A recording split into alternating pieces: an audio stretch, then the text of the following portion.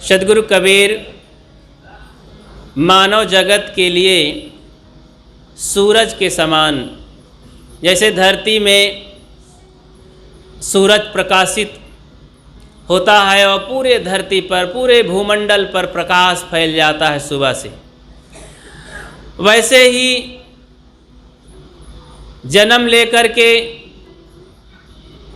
मानव के बीच में आकर के मानवता का इतना ज़बरदस्त प्रकाश किया, पूरी दुनिया में उनका प्रकाश फैलता है। लेकिन कुछ लोगों की खिड़की दरवाजे बंद रहते हैं तो वहाँ नहीं जा पाता है। कुछ लोग तल घर में रहते हैं, वहाँ भी नहीं जा पाता है, अंधेला रहता है।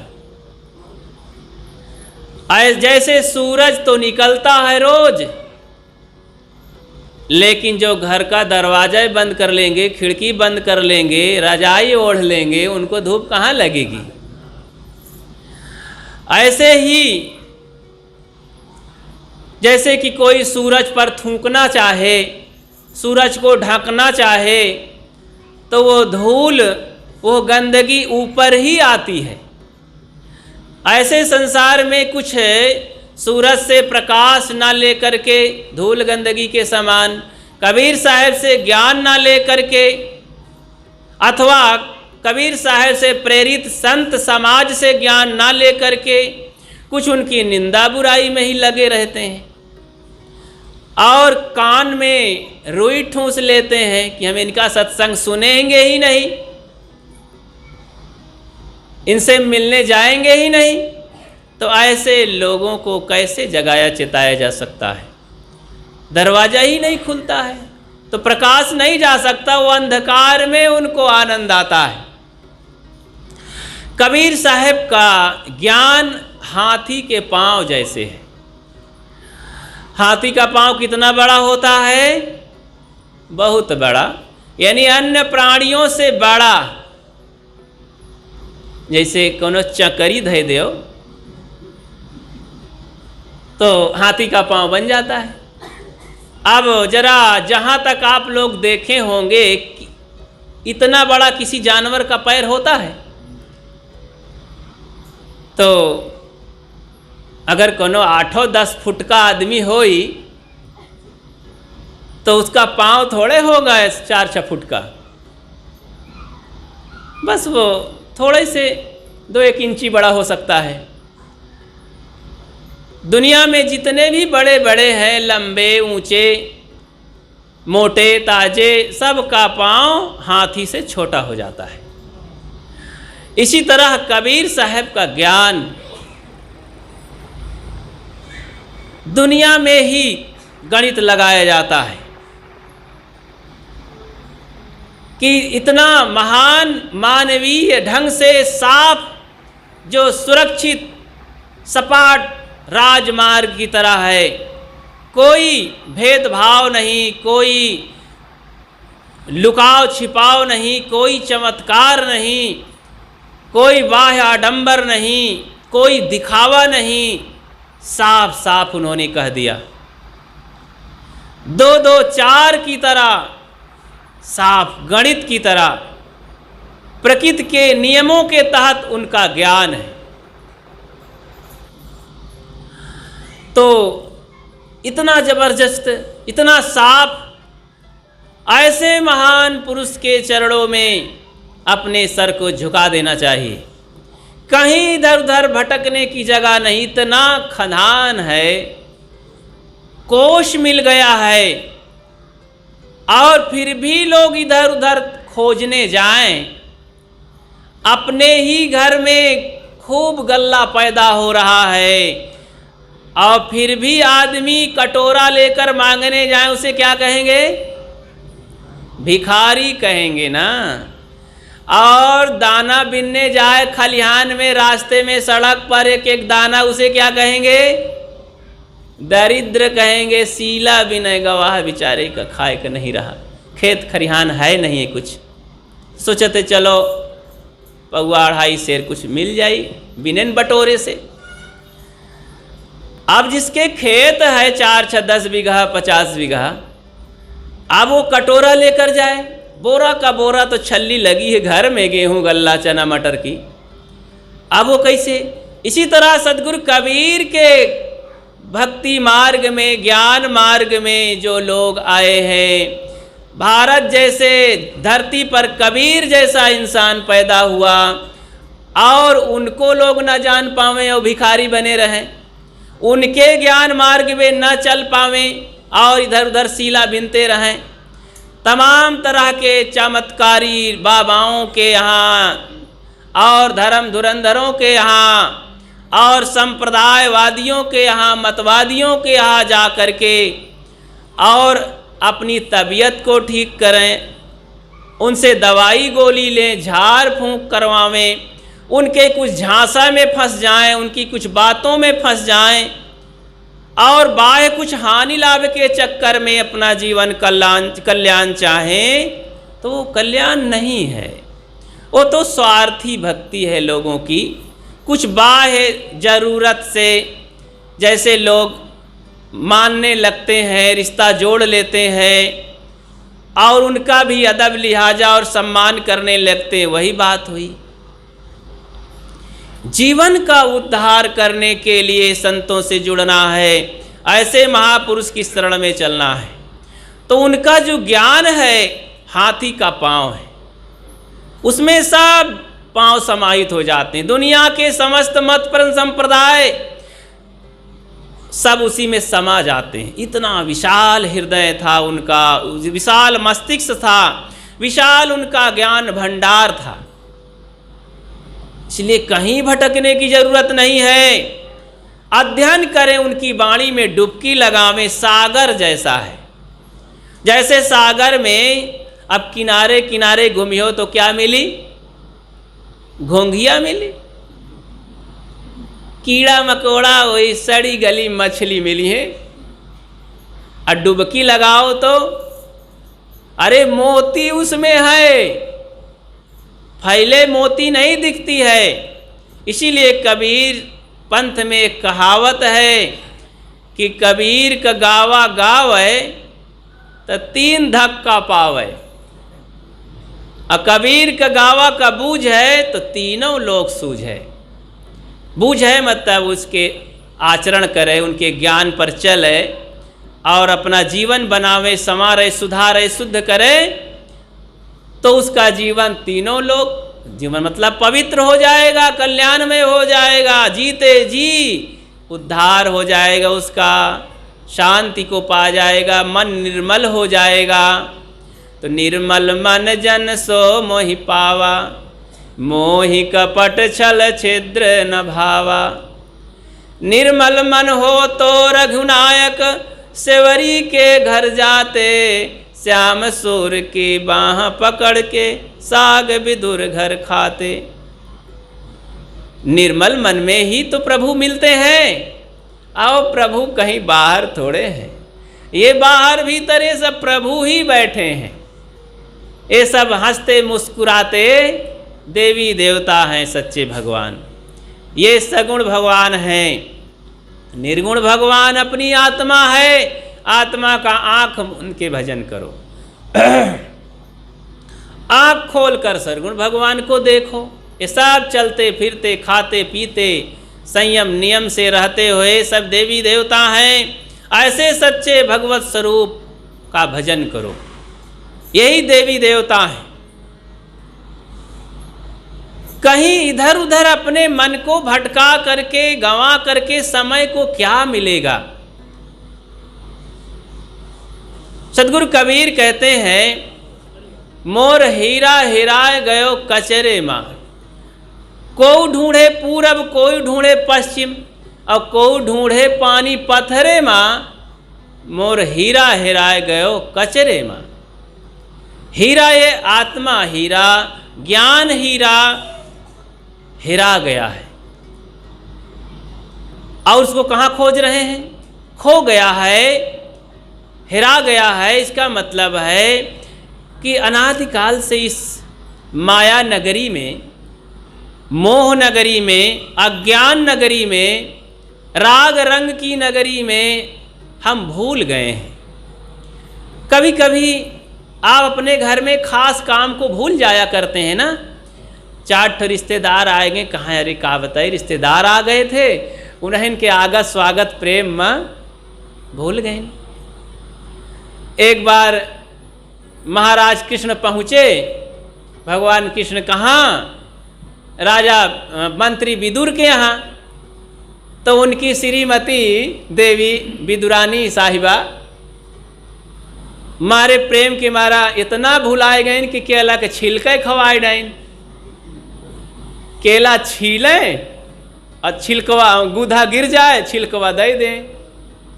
तो भगवान कृष्ण सोचिन कि मारे प्रेम के मारे खिलाए दे थी, याद न दिलाओ, नहीं तो बेचारी हिचकिचा जाई, शर्मा जाई। तो छिलकवा खाद चले गए। तो ऐसा हो जाता है। तो प्रेम में छिलका ही खा लिए।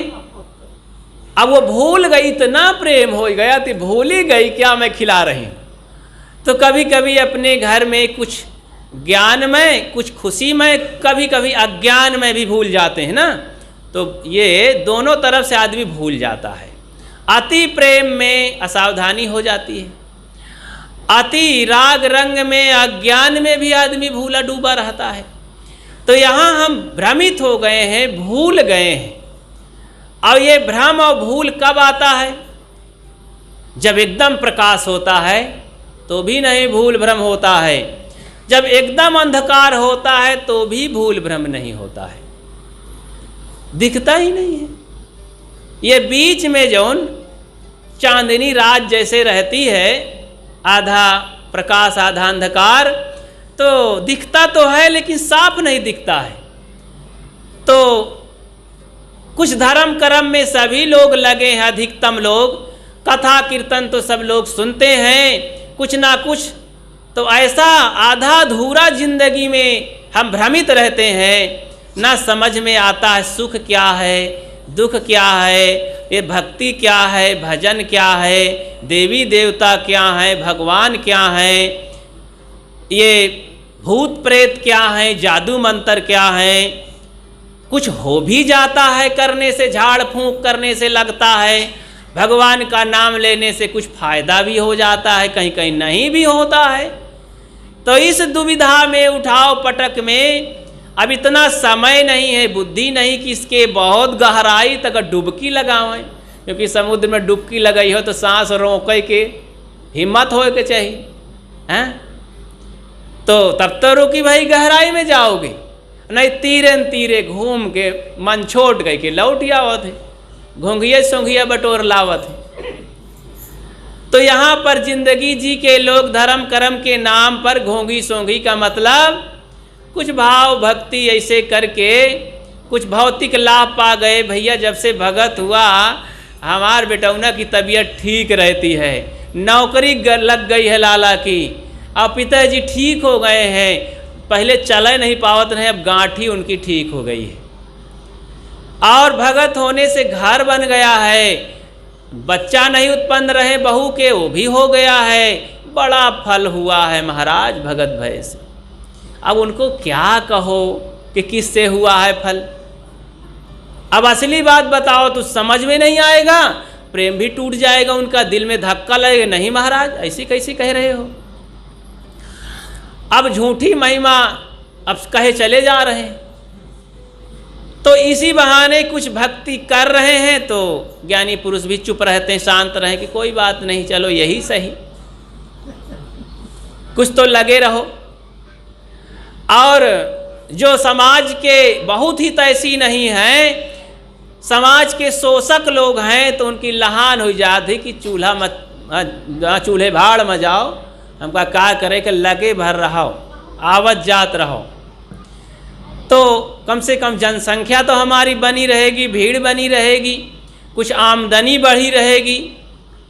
लेकिन हितैषी संतों को बोध नहीं होता, संतोष नहीं होता, उनको दर्द होता है कि क्या बताएं, इतना मेहनत किया जाता है, ये जनता किधर जा रही है, क्या पाना चाहती है आखिर।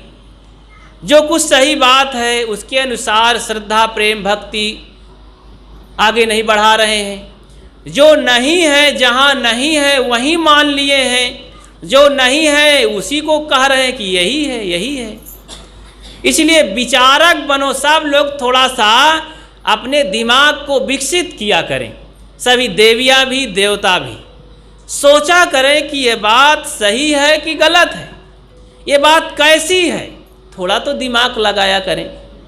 मान न लिए, मान मान बंधन तरयावा, निज कर्तव्य में आप बंधावा। अपने ही में कर्मों में, अपने ही बनाए जाल में फंस करके हम उलझते हैं, मान मान करके। भगवान मान लिए कि ऊपर है, देवी देवता मान लिए कि टिकुरी पत्थर पेड़ पौधा में है, और मान लिए चीज़ों में कि वहीं सुख है, पैसा में सुख है, बेटी बेटा में सुख है। मान लिए हैं, बहुत सारा मान लिए हैं, बवंडर मान लिए हैं कि नहीं अभी हम थोड़े मरेंगे, बहुत दिन जीवित रहेंगे। मान लिए हैं कि मैं सबसे ज्ञानी हूँ, मान लिए कि मैं सबसे सुंदर हूँ, मान लिए कि मैं सबसे धनी हूँ, सुखी हूँ। अरे सब बेकार निरर्थक है, ये सब कुछ नहीं है। मत मानो इसे, झूठी बात को। विचारक बनो, विचार की बात में आओ, विवेकी बनो, विवेक से जो लगे, विचार से लगे, सही बात जो लगे उसमें आचरण करो। मानने की क्या बात है, उसे मान लो। फिर सही बात को मानने में कोई हर्ज नहीं है, कोई आकाज नहीं है, कोई नुकसान नहीं है। तो सद्गुरु कबीर भीतर ढूंढने के लिए कहते हैं, सद्गुरु कबीर बाहर कहते हैं ये सब व्यवहार की चीज़ें, यहाँ प्रेम से जियो। प्रेम पाट का चोलना पहिर कबीरू नाच। चोलना ये सहज भाषा है। देखो महात्मा लोग पूरा शरीर से पहन लेते चोंगा, अल्फी उसे कहते हैं अपनी भाषा में। कफनी पहन लेते हैं आधा कमर का। तो ये सब कबीर साहब कहते हैं प्रेम का चोलना पहनो।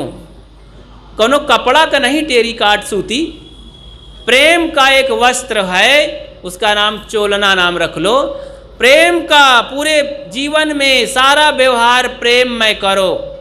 प्रेम से बोलो, प्रेम से देखो, प्रेम से खाओ, प्रेम से चलो, प्रेम से झाड़ू लगाओ, प्रेम से स्वागत करो, प्रेम से भोजन बनाओ, प्रेम से बिस्तर लगाओ, प्रेम से सेवा करो। क्या कहना है, चारों तरफ प्रेम से। प्रेम में फिर गलतियां नहीं होती हैं। प्रेम से बोलोगे तो क्या कहना, वहाँ तो रस टपकेगा। प्रेम से झाड़ू लगाओगे तो कचरा रह जाएगा क्या? प्रेम से भोजन बनाओगे तो भोजन खराब तो नहीं होगा। प्रेम से परसो, प्रेम से थाली उठाओ। प्रेम जहाँ नहीं होता है, अरे यहाँ तक कि आओ जब गेट से आश्रम में तो प्रेम से अपने जूते को उतारो भाई। प्रेम नहीं है जूते में तो झटक पटक के कोनो कोने में चले हो, और दोपहरी की धूप लागी तो ऐंठ जाई प्लास्टिक, अथवा उतार के कोने में चले हो, कोनो पहन के चला जाई फिर, क्योंकि प्रेम से आप उसे सुरक्षित नहीं किए। प्रेम से अपने थैला झोला को रखो इंतजाम पूर्वक, ख्याल करके, लापरवाही से नहीं, अज्ञानवश नहीं, हर जगह प्रेम से। तो प्रेम से सारा जीवन जियो। ये सब जीवन जीने के लिए, ये व्यवहार करने के लिए समाज है, ये वस्तुएं हैं, ये चीज़ें हैं। फिर उसी में जब आप प्रेम से जिएंगे तो भजन हो जाएगा सब कुछ आपका। तब आप ध्यान लगाएंगे आकर के तो बढ़िया ध्यान लगेगा। सत्संग में बैठोगे तो मन यहाँ रुका रहेगा, सत्संग की बातें समझ में आएगी, गुरु संतों के दर्शन से लाभ होगा। यहाँ जब आप लोग आते हैं, संत जन आए, आप सब आए, तो देखते ही कौन सी ऐसी चीज़ मिल जाती है तो दिल भर जाता है, आंखें भर जाया करती हैं। आप लोगों की भी भर जाती हैं कि नहीं? भरती हैं। तो देख कर ऐसा भाव, अब जब चले जाते हैं तो क्या घट जाता है, खाली हो जाता है आश्रम, थोड़ा रिलैक्स महसूस होता है कि झंझट मिटी, लेकिन भीतर भीतर कुछ खाली लगने लगता है कि चले गए। अभी तो एकदम भरा हुआ था, बड़ा अच्छा लग रहा था, सब लोगों का इतना प्रेम, भाई बहनों का, इतना प्यारे बच्चों का उत्साह प्रेम था, कहाँ चला गया? बाहर का है तो कुछ मिलता है, कुछ भीतर से मशीन चालू है अध्यात्म की, व्यवहार की, उसी में जीना चालू करे तब फल लग जाता है। उसी में जीना नहीं मालूम है तो विषैले फल आ जाते हैं। जैसे भोजन आप बनाते हैं या और कुछ काम करते हैं तो उसी में अच्छा भी हो जाता है काम, बुरा भी हो जाता है। काम करते हैं और सोचते हैं तो कुछ गंदी सोच उत्पन्न होने लगती हैं, और उसी में संभाल के सोचें सावधानी तो अच्छी अच्छी सोच जिसमें खुशियाँ उत्पन्न होती हैं। सोच से ही आदमी तो दुखी सुखी रहता है। वो सोच याद करें, एक दंपति परिवार था, कोई लड़के बच्चे नहीं थे, बहुत दिन हो गए थे और संतान ना उत्पन्न हुई। बहुत सारी मनौती मन्नत करते करते बहुत बरस बीत गए, 10-15 साल बीत गए। अंतिम निर्णय में दोनों प्राणी सोचे चलो ज्योतिषी साहब के पास। वहाँ गए, ज्योतिषी साहब से कहे कि एक बार में ही बता दीजिए, खूब देख विचार करके कि हमारी जिंदगी में है कि नहीं कुछ बाल गोपाल, कुल का दीपक जली कि नहीं भाई। तो देखे कि भाई ठीक है, बहुत गरजू हैं ये। तो ज्योतिषी साहब भी खूब गहराई से विचार करके पत्रा उलट पुलट करके खूब देखें और उनकर देख लें सब शारीरिक हालत भी, दोनों का भाव भी समझ लिए। तो उत्साह डाउन तो करते नहीं ऐसे लोग। तो कहीं बच्चा देखो तुम्हारे कुल परंपरा में किस्मत में आने वाला है बच्चा, बस कुछ है महीना बाकी है, अब तुम्हारे आंगन में बढ़िया सुंदर गदेल खेली, बहुत खुशी में। इतने दिन के बाद ऐसा कोनो गारंटी लीना ज्योतिषी, बात में दम रही, इतना खुश भे कि फिर कहे के पूछो 2000 की नोट चढ़ा दीन दक्षिणा में। ज्योतिषी साहब एकदम खुश हो गए और जय हो बच्चा, आशीर्वाद देहिन, खूब फलो फूलो और विदा करीन चल पड़े। अब धरती में पैर न पड़त रहे दोनों प्राणी के, लंबी फाल बढ़ाए के घर पहुँचे, कहाँ आ जाए कुछ भोज कई दिन जाए खुशी के मारे। तो झट से टोला मोहल्ला में बड़े बुजुर्गन का और सखी सहेलिन का निमंत्रण दे दीन और झट से देवरानी जेठानी ननंद भावत सबका निमंत्रण दे के और संजय के बस बना बड़ा बना फिर और तमाम सोहारी पूड़ी खूब छानिन घोटिन, विदाई करिन, सबका जय जयकार हुआ। सब इस बात का थोड़ा मोड़ा सुन लिहिन लोग, बहुत खुश भे, हंसी मजाक हुआ। और फिर खाए पी के जब बिस्तर पर लेटे तो वही बात घूम घूम नाचत रहा है इतने साल के बाद। बड़ी खुशी है, खुशी के मारे नींद तो गायब हो गई। तो एक ठो बोल पड़ी, कहाँ देखो जी इतने दिन में बालक आएगा तो खुशी तो भाई समा नहीं रही है, भगवान की कृपा हमारे ऊपर हुई है। तो भाई बच्चे को पढ़ाना लिखाना है, लेकिन आते ही कुछ दिन में उसका एक बढ़िया भोज भंडारा करेंगे, लोगों को खिलाएंगे अच्छी तरह, लोग जाने समझें कि कुछ हुआ है काम। बड़ी तमन्ना, बड़ी मंसूबे बना बना के कहते रहे। तो उनको बुलाना, उनको वहाँ कहीं हारे उनको बुलाना है। अब घबराती क्यों है कि देख लेना जब करूँगा काम तो चारों तरफ डंका बज जाएगा। ऐसा कोई बेटे वाला नहीं किया होगा भंडारा यज्ञ। कहीं देखो अपने बेटे को उस स्कूल में नाम लिखाना है, कॉन्वेंट में, इंग्लिश मीडियम में पढ़ाना है, तमाम विदेशी भाषा का। कहीं अरे तू सो जा आराम से, फिर देख होने तो दे, अब तो नंबर आया है। तो कहीं एक बात है हमारे मन में उठता है कि उसको हम MBA कराएंगे। कहाँ देख तो बेकार की बात मत कर, MBA में पढ़ा के लड़के को दूर नहीं रखूँगा, अपने नज़रों के सामने रख कर उसको डॉक्टर बढ़िया बनाऊँगा, MBBS डॉक्टर, सर्जन डॉक्टर। क्या फिर वही बात बेकार की बात, इतने दिन के बाद भाग्य से बच्चा आएगा, वही फोड़ा फुंसी ये सब सर्जरी में लगा रहे वाला रात दिन, ये ठीक नहीं है, ये गंदा काम में पागल हो गई है। घर के सामने अपार पैसा है, कोई भी आदमी आएगा तो पैसा बिना मांगे वो दे देते, इसलिए डॉक्टर बनाएंगे। यही बात का उधेड़ बुन वाद विवाद उनमें हो गया, नींद गायब हो गई। फिर गुस्सा गर्मी दोनों बहस कर डालिन, झगड़ा कर डालिन, मार कूट बाकी रहेगा। आपन आपन मुँह लैके अपन अपन पार्टी पकड़ के लेटे रहे। सुबेर हुआ, बात ना करिन, भोजन ना बना, कहाँ देखो हमारे में फैसला हो जाए के चाहिए। दोनों प्राणी में कहें फैसला को करी, या आपसी गुप्त मामला है, कहाँ चलो अदालत कचहरी। पहुँच गए इलाहाबाद कचहरी। अब वहाँ पर जैसे पहुँचे तो अपना सब रिपोर्ट लिखाए मुकदमा, जल्दी पेशी पड़ गए। बुलाइन कहें देखो चलो भाई, दोनों प्राणी को जज साहब के सामने खड़ा होना पड़ा, कहन बताओ अपन अपन बात, फिर से फैसला हो जाए।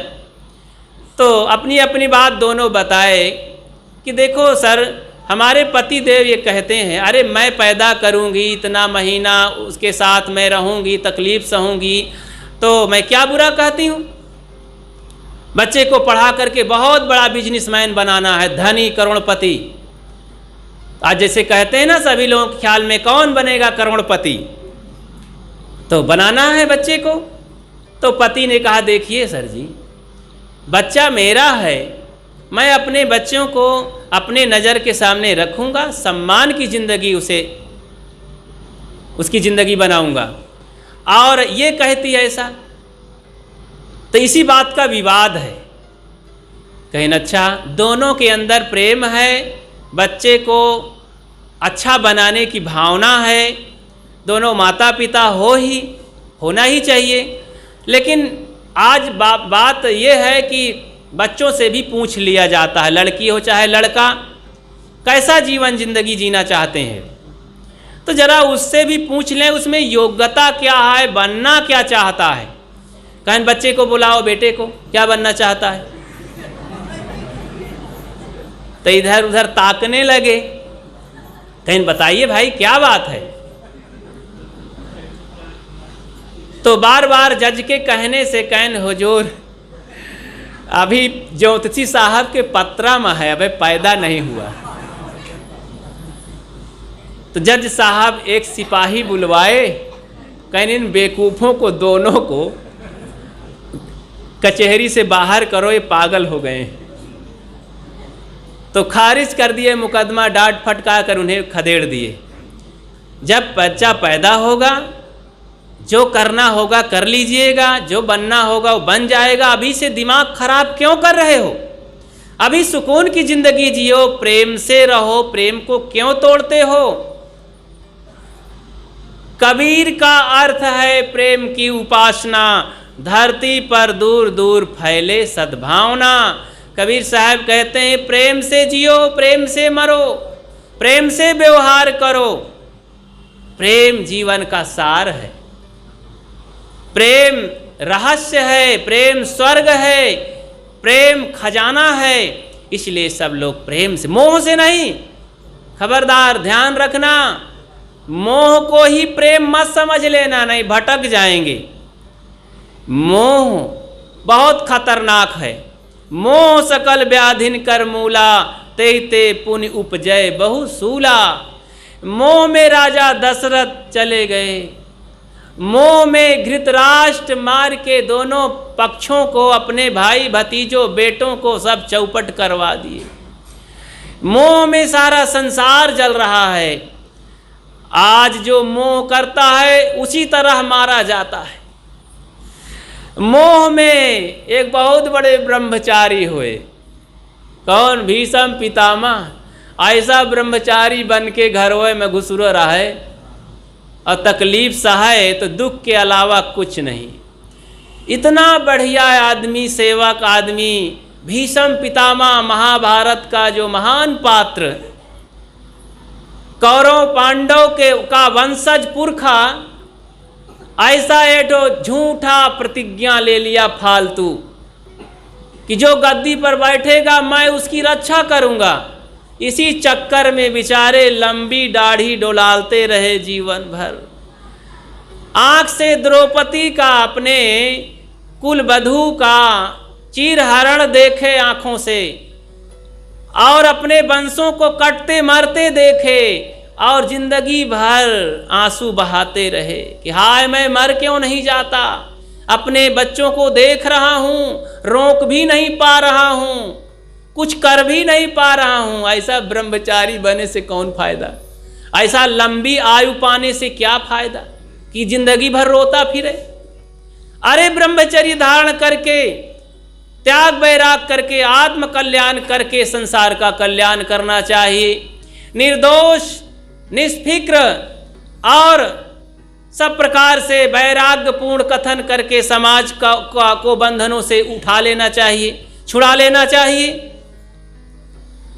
तो इतना ज्ञानी समझदार हो करके, लेकिन इस पर टिप्पणी नहीं है। एक उदाहरण दिया कि अगर कोई घर में भी साधु ब्रह्मचारी बन करके सेवा करना चाहता है तो दुख के अलावा कुछ नहीं, इसे मोह ही माना जाएगा।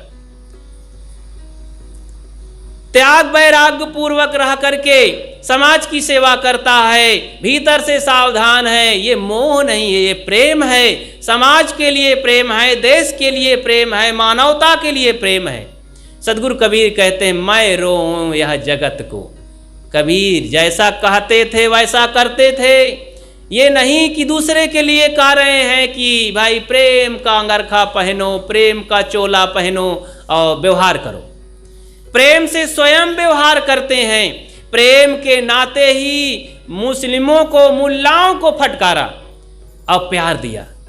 प्रेम से पंडितों को फटकारा और प्यार दिया।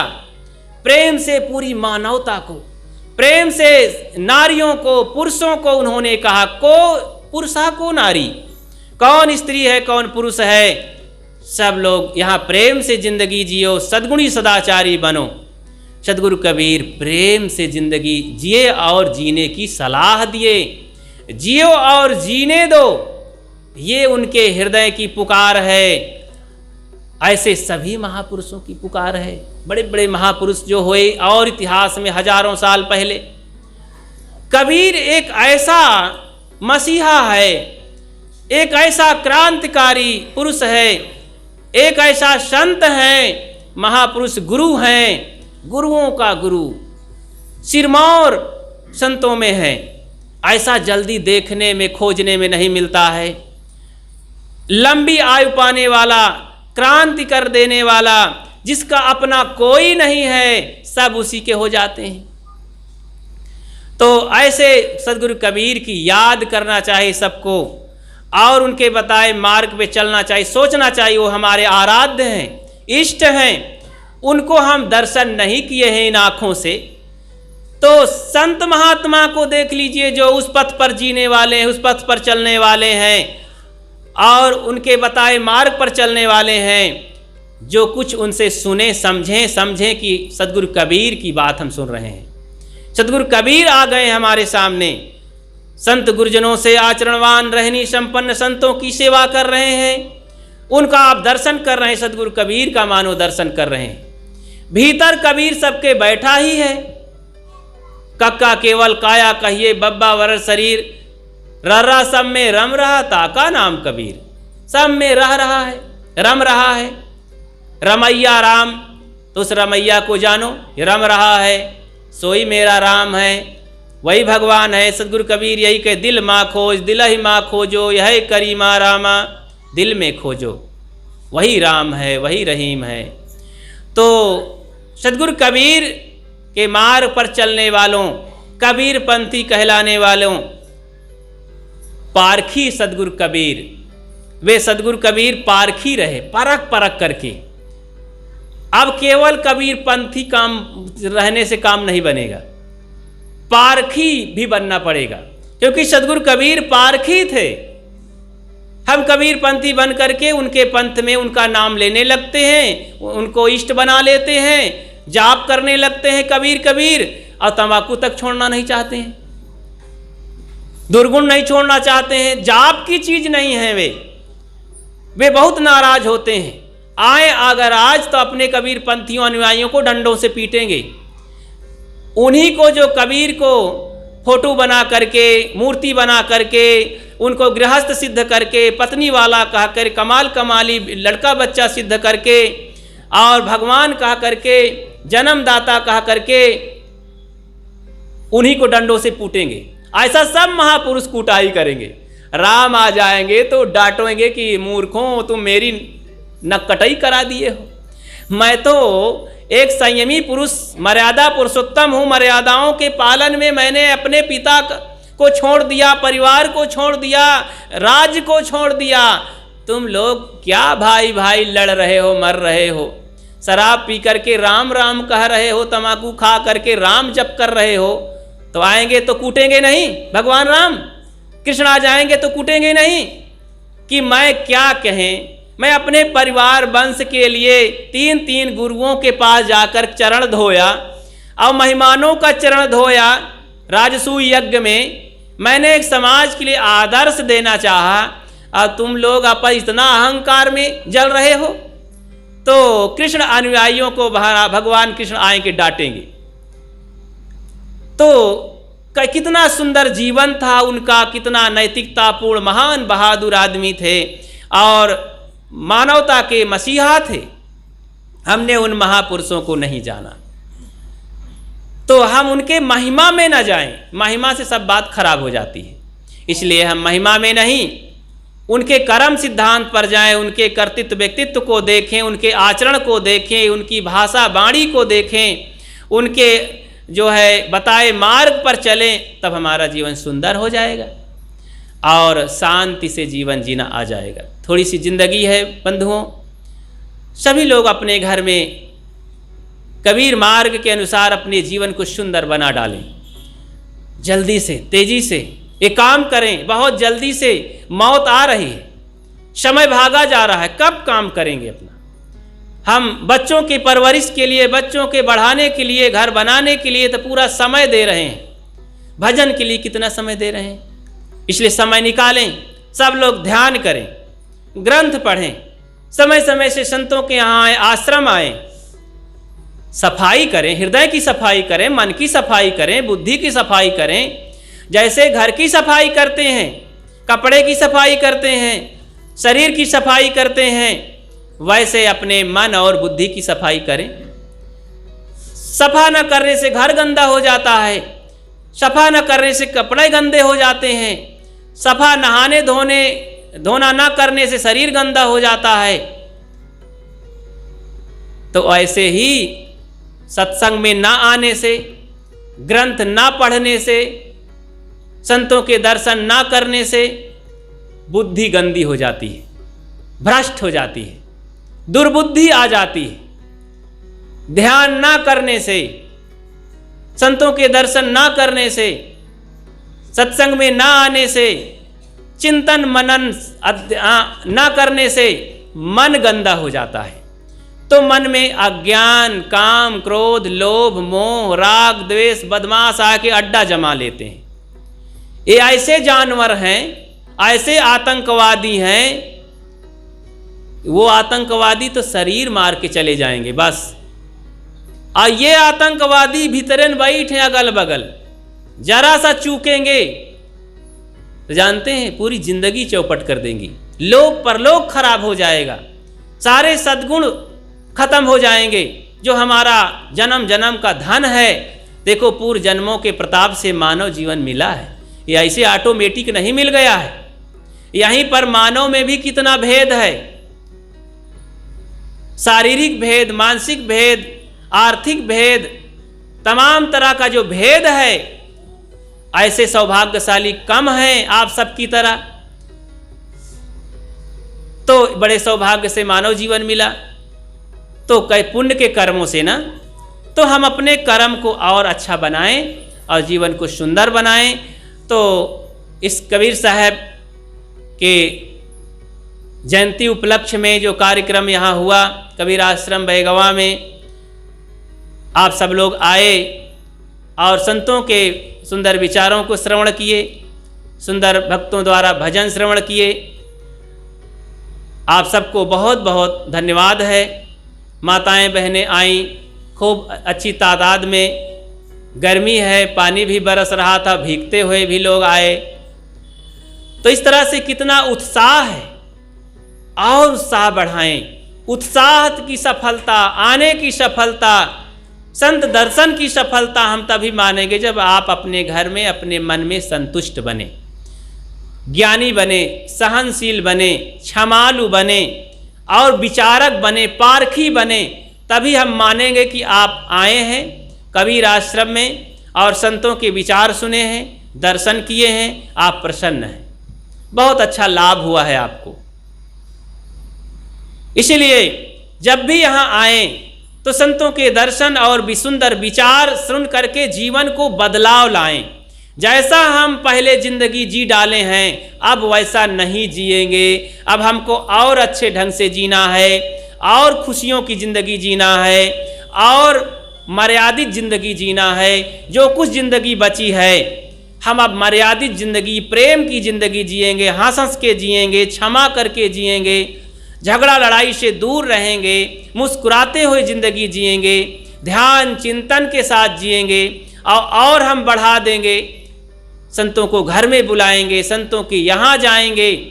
छोटे बड़े जो कुछ संत हैं, संत भेष की भी मर्यादा करेंगे। हाँ, भेष में कोई ठग धूर्त हो उनसे सावधान रहो, क्योंकि उनके पास आप लगोगे तो आपकी पूंजी भी चली जाएगी, जो सारी तन मन धन की पूंजी होती है। ऐसे लोगों से दूर रहें। विचारवान विवेकी जो लोग हैं उनके दर्शन से, उनकी सेवा से, उनके दान धर्म से अपना कल्याण होता है। ऐसा आप परखें, विचार करें और जीवन को सुंदर बनाएं। आप सबको बहुत बहुत धन्यवाद देते हुए मैं अपनी बात को विराम देता हूं, और अगले कार्यक्रम के लिए भी आप सबको निमंत्रित करता हूं कि आप स्वयं आएं, अपने साथियों और बच्चों को भी लाएं।